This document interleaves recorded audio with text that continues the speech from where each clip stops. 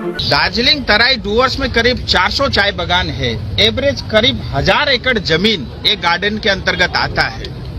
इसका अर्थ ये हुआ कि 4 लाख एकड़ जमीन में से आप 1,30,000 एकड़ से ज्यादा जमीन जो है आप उद्योगपतियों को फ्री में आप दान में दे रहे हो।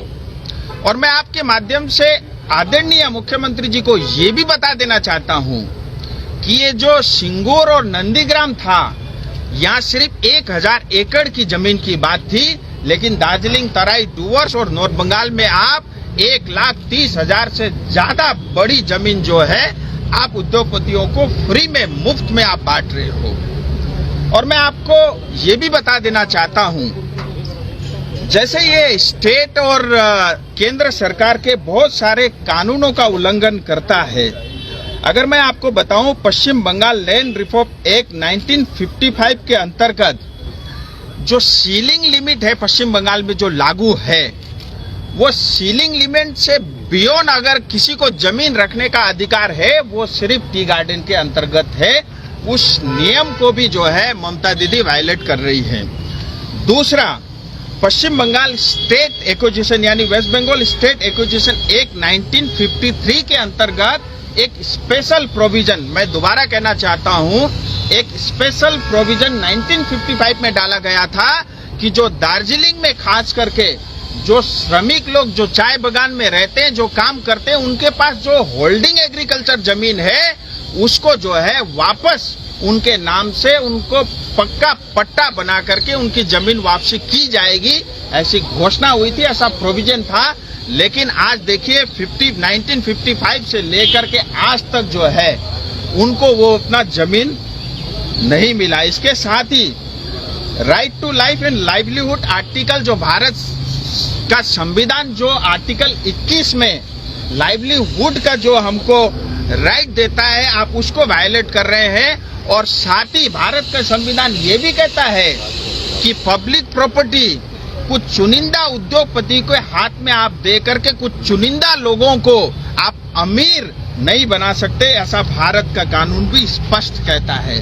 और साथ ही मुझे आश्चर्य इस बात का होता है कि टी बोर्ड का कार्यालय भी कलकत्ता में है और टी एक्ट 1953 साफ साफ ये कहता है कोई भी चाय बागान की जमीन अगर टी के अलावा किसी पर्पस के लिए आप उसको छेड़ते हो, उसको उखाड़ते हो, उसको बर्बाद करते हो, तो टी बोर्ड का अप्रूवल उसमें अनिवार्य है। लेकिन उसके बावजूद भी किसी तरह का परामर्श आज तक तो यानी 26 फरवरी 2025 तक तो ममता दीदी की ओर से नहीं हुआ।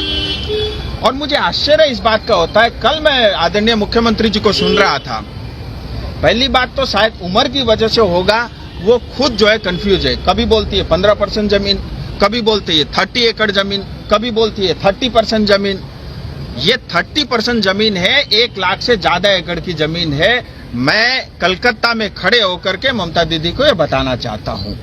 दूसरा, ममता दीदी ने एक बात कही, आप देखिए, वो कहती है कि जो चाय बागान के जो बुशेस है उसके अलावा जो खाली जमीन है उसी जमीन को हम 30% अलाउ करेंगे। ये भी सरासर गलत है, क्योंकि 2023 का जो आपका गैजेट निकला है वो जो आप कह रहे हैं उसके विपरीत गैजेट निकला है।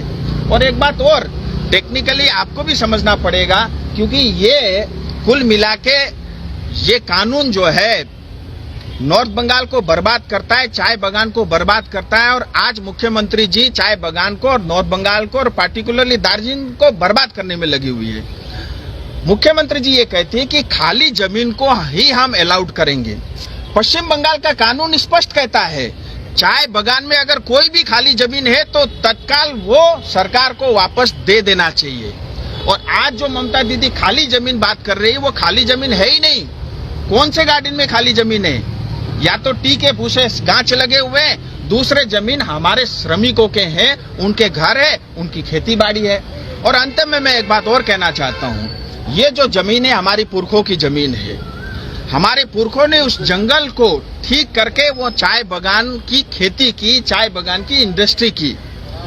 और ममता दीदी ने उनको जो जमीन का अधिकार था वो तो कभी नहीं दिया, लेकिन आज हमारी पुरखों की जमीन जिसको सींच के हमने बनाया वो उद्योगपतियों को दे रहे हैं। मैं आपके माध्यम से ये भी कहना चाहता हूँ, अगर ये ममता दीदी बाय फोर्स कानून लागू करती है तो भविष्य में जो भी इसके परिणाम होगी निकलेंगे, उसके लिए जिम्मेदार ममता बनर्जी स्वयं होंगी। मैं फिर कहना चाहता हूं, नंदीग्राम सिर्फ 1000 एकड़ की जमीन की बात थी, यहाँ 1 लाख एकड़ से ज्यादा बड़ी जमीन की आप बात कर रहे हैं और इसको हम लागू नहीं होने देंगे। और मैं ये भी कहना चाहता हूं इन्वेस्टर को, इस तरह के भ्रम में आप ना पड़े, क्योंकि भारतीय जनता पार्टी कभी इसको स्वीकार नहीं करेगी। और आज अगर एक चाय बागान आप 10 करोड़ में मतलब खरीद करके उसका 30% यानी 300 एकड़ पे 100 करोड़ का आप होटल बनाओगे तो भारतीय जनता पार्टी भी चुप नहीं रहेगी। यही सब बात आपके माध्यम से मुझे कहनी थी। और आज हमने गवर्नर साहब को सारी बात, भारत के संविधान क्या कहता है, पश्चिम बंगाल का लैंड का कानून क्या कहता है, वहाँ के श्रमिक का क्या कहना है। और दार्जिलिंग तो देखिए, उसकी तो हिस्ट्री अलग है। दार्जिलिंग तो कभी सिक्किम का हिस्सा था और जब अंग्रेज आए तो अंग्रेज ने लीज में लिया सिक्किम से। वो 1975 तक जो है सिक्किम को अंग्रेज लीज दिया करते थे। 75 में आकर के जो है मर्ज हुआ भारत के साथ सिक्किम। और जब देश आजाद हुआ, आजादी के बाद जाकर के 1954 में एब्जॉर्ब एरिया एक्ट के अंतर्गत ये पश्चिम बंगाल का हिस्सा बना। इसलिए ममता दीदी का तो इसमें कोई राइट बनता नहीं है। अगर मैं किसी जमीन का मालिक हूं, मैं दान करूं, गिफ्ट करूं, चलता है। लेकिन अगर आप मालिक नहीं हो, आप केयर टेकर हो, लेकिन आप दूसरे को फ्री में जमीन दोगे, उसको हम बर्दाश्त नहीं करेंगे। नॉर्थ बंगाल की होता है कि जो चाय बागान का जो जमीन देने वाले हैं 30% वो फ्री होल्ड में नहीं देंगे। वो देखिए, मैं आपको एक बात बता देता हूं, मैं अभी आपको नोटिफिकेशन दिखाता हूं। 2023 के अंदर में नोटिफिकेशन ममता दीदी का निकला, गैजेट निकला, तो उसमें साफ कहा है, मैं आपको पढ़ के सुना देता हूं, आपको आश्चर्य होगा। मैं इसलिए बोलता हूं, या तो ममता दीदी की उम्र ज्यादा हो गई है, या तो उनको लोग जो है गलत उसमें रखे हुए हैं। इसलिए मैं आपके माध्यम से मुख्यमंत्री जी को कहना चाहता हूं कि ये आपका जो पश्चिम बंगाल सरकार का जो है नोटिफिकेशन निकला था 17/11/2023 में, इसमें स्पष्ट लिखा हुआ है लीज होल्ड, फ्री होल्ड के बारे में। और इसमें लिखा है कि जो इंडस्ट्रियल यूनिट है उसको हम फ्री होल्ड देंगे। और चाय बागान भी इंडस्ट्री के अंदर ही आता है। स्पेसिफिकली चाय बागान के अंदर में जो है फ्री होल्ड लागू नहीं होगा बोल के कहीं भी नहीं लिखा है। सो ममता दीदी बोलती कुछ और है और करती कुछ और है। सो मैं निवेदन करता हूं, ये जो नया जो प्रावधान ममता दीदी लेकर के आए हैं, हम सब की मुख्यमंत्री है। मैं फिर निवेदन करता हूं, हाथ जोड़ के निवेदन करता हूं, दार्जिलिंग तराई डूवर्स की जनता और श्रमिकों की तरफ से निवेदन करता हूं, इसको तत्काल जो है वापस ले लिया जाए। एक तो गवर्नर साहब को हमने सारी चीजें विस्तार से बताया और उन्होंने कहा है कि इसका संवैधानिक ही दायरा में देख करके और कानून का दायरा देख करके जो भी उचित कदम होगा, मैं दार्जिलिंग तराई डूवर्स की जनता के साथ हूं। जो उचित कार्रवाई होगी मैं अवश्य करूंगा, ऐसा आश्वासन गवर्नर साहब ने दिया है। और जैसा भाई साहब ने पूछा कि इस विषय में मैंने आज स्वयं प्रधानमंत्री जी को भी चिट्ठी लिखी है, गृह मंत्री जी को भी चिट्ठी लिखी है, और टी बोर्ड क्योंकि कॉमर्स मिनिस्ट्री के अंतर्गत आता है, मैंने आदरणीय पीयूष गोयल जी को भी चिट्ठी लिखी है। और टी बोर्ड का भी कर्तव्य बनता है कि टी बोर्ड के अंदर में प्लांटेशन लेबर एक्ट 1953 और टी बोर्ड के अंदर में इतनी पावर दे रखी है कि ममता दीदी सिर्फ अपनी मर्जी से मनमानी नहीं कर सकती। लेकिन कहीं ना कहीं टी बोर्ड भी सोया हुआ है, उसको जगाने के लिए इसके बाद हम टी बोर्ड के पास भी जा रहे हैं। একটা বিষয় যে राज्यपाल ने वही बताया कि इसका जो कानूनी और संवैधानिक ढांचा सारा देख करके जो भी उचित कदम होगा हम उठाएंगे। और वो प्रावधान है भारत का संविधान भी और पश्चिम बंगाल का कानून भी। मैं आपको सीधा एक बात पूछता हूँ, पश्चिम बंगाल का कानून ये कहता है कि कोई भी अगर एक जमीन में 12 साल से ज्यादा समय से बैठा हुआ उसका मालिक बन जाता है। हम तो 100 साल से इस चाय बागान में, हमको वहां से ममता दीदी उठा के बांग्लादेश भेजेगी या नेपाल भेजेगी, बता दे।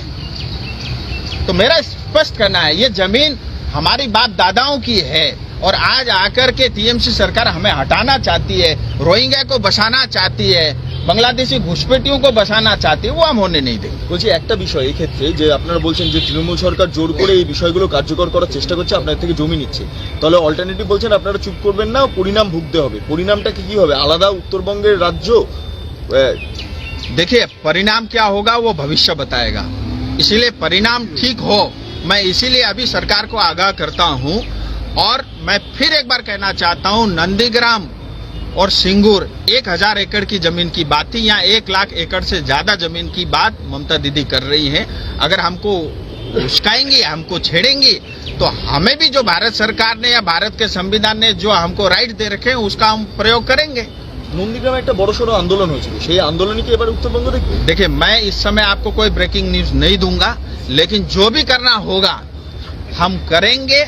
और ममता दीदी हमको ये नहीं समझे कि हम कमजोर हो गए हैं। हमने 88 में भी लाठी खाई है, 2007 में भी खाई है, 2011 में भी खाई है, 2017 में भी खाई है, लेकिन 25 में नहीं खाएंगे। देखिए, भारत में, वो भी पश्चिम बंगाल में, हिंदुओं के लिए त्योहार मनाना बहुत कठिन है। और आज ही मैं जो है कलकत्ता कॉरपोरेशन का भी एक चिट्ठी देख रहा था, जहाँ पे विश्वकर्मा पूजा को तो हटा दिया, उसके बदले में 2 दिन का जो है छुट्टी अलाउ कर दी एक विशेष धर्म के लिए।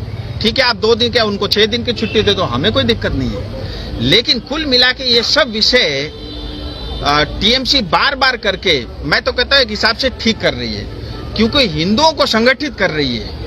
हिंदू बहुत सॉफ्ट होता है, सबको अपना परिवार अपना भाई मानता है, सबको साथ लेकर चलता है, क्योंकि वो सनातनी है और सनातनी सबको अपना परिवार मानता है। लेकिन पार्टिकुलरली हिंदुओं को बार बार छेड़ करके हिंदू संगठन करने का काम आदरणीय मुख्यमंत्री जी कर रही है, इसलिए मैं उनको बधाई देता हूँ। Veda cosmetic distributor and wholesaler, जहाँ सेलुन अनि पार्लरको निम्ति चाहिने कुनै पनि प्रकारको प्रोडक्टहरू L'Oreal, Matrix, Raaga, Streax, Lotus, BLCC, Nature's, Sugar Pop, Iconic, बायोसप, B1, मैक्सग्लो, यी सबै कस्मेटिक एसेसरिज सस्तो मूल्यमा पाउन सक्नुहुनेछ।